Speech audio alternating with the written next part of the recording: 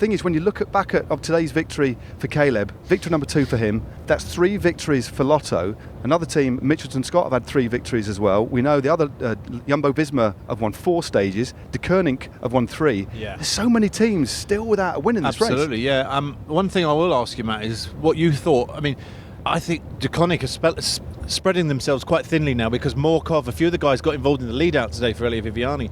I mean, at the moment, they are a team trying to do everything, aren't they? Yeah, and in the final as well, we saw Kasper Asgren, the Danish TT champion. What a sensation he's been this year, doing massive long terms on the front. And you think, and speaking to Elia Viviani kind of off camera before I spoke to him this morning, they said, we're just going to try and do all. They're going to try and leave me out. And Elia, in the end, he got second. He did, pipped at the post by hesitated Caleb in the Ewan. sprint, actually. Yeah, I mean, let's be honest, to sort of go off on tangents, but they did the perfect lead out. Yeah. We saw Richesi, Morkov came into that roundabout, into the headwind.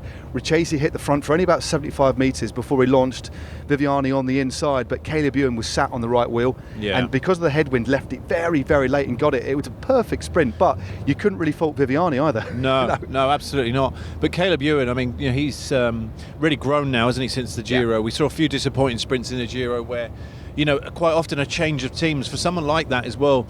Funnily enough, Serge Powell said that he speaks to him and he's a really nice guy, really approachable.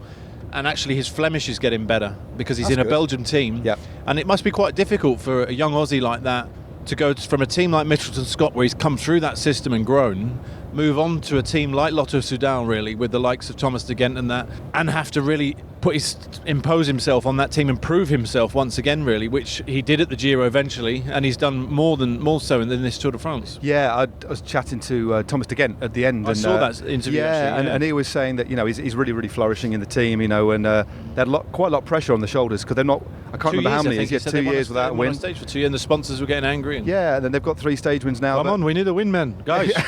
We need a win. And something, just anything, please. Is that Rolf Sørensen? No, that's my Kenny de Vlaming's brother. Ah, right, Kenny, yeah. Roger. But Kluger said Roger Kluger said something interesting. He said, we can only look after him so much. When there's a crash, we know if we can get him into the last couple of K, he'll look after himself. He can surf the wheels. A bit like Robbie McEwen used to in the day. Reminds me of McEwen. A lot of them, yeah. Cav kind of had to do that in 2012 with us, really, because, we just could not lend the firepower to him in a lead-out, really. But the sprints now have become so... There's not one dominant team in those sprints, is there? So riders like him can really benefit from a sort of disorganisation, as it were, and come up with a win.